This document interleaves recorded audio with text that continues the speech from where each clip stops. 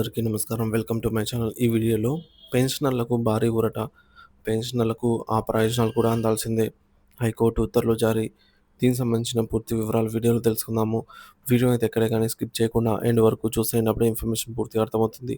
Video చూస్తున్న ప్రతి ఒక్కరు వీడియోకి లైక్ చేయండి ఫ్రెండ్స్. ఈ వీడియోని తోటి పెన్షనర్ మిత్రులతో అయితే షేర్ చేయండి.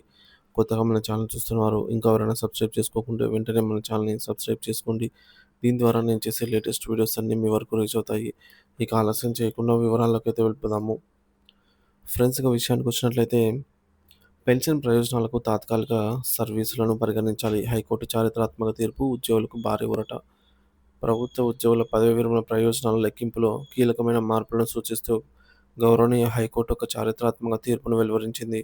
ఉద్యోగి అందించిన తాత్కాలిక, టెంపరరీ లేదా ఒప్పంద కాంట్రాక్ట్ సర్వీస్ కూడా వారి మొత్తం అర్హత సర్వీస్‌లో భాగంగా పరిగణించి పెన్షన్ మరియు ఇతర పదవి విరమణ ప్రయోజనాలను కల్పించాలని స్పష్టం చేసింది.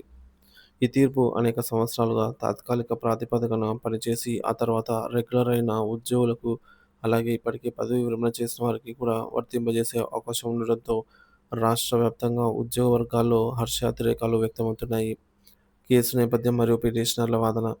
పిటిషనర్లు హైదరాబాద్‌లోని ప్రభుత్వ ఆయుర్వేదిక్ ఆసుపత్రిలో వైద్యాధికారిగా పనిచేస్తున్న డాక్టర్ సి. నిర్మల మరియు మరో 51 మంది ఈ యొక్క పిటిషన్‌ను హైకోర్టులో దాఖలు చేశారు.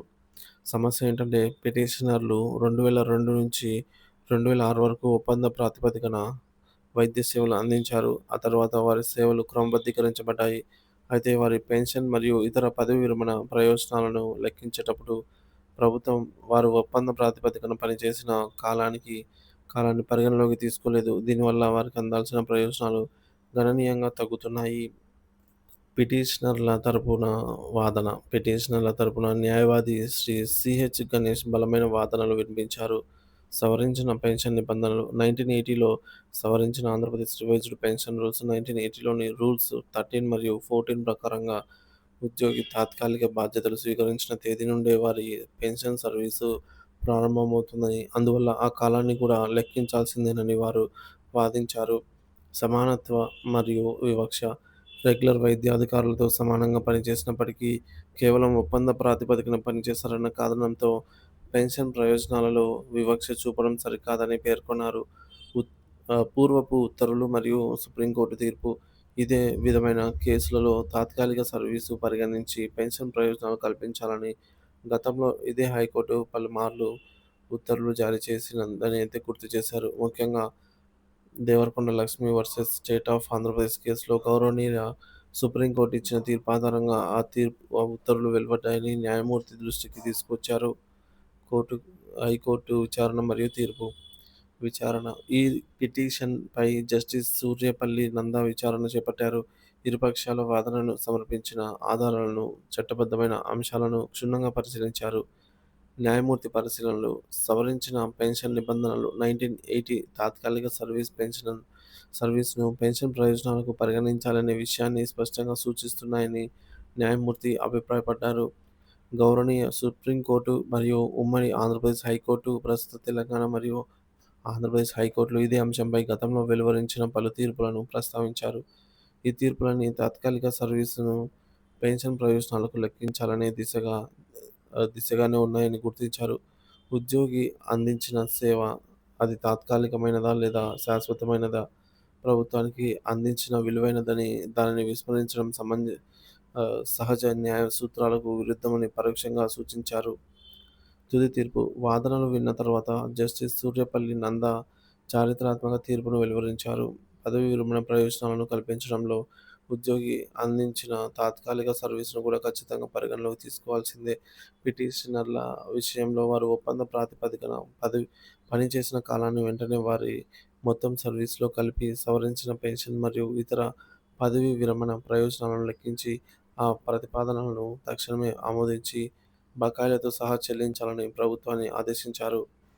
తీర్పు యొక్క ప్రాముఖ్యత మరియు ప్రభావం. ఉద్యోగులకు భారీ ఊరట.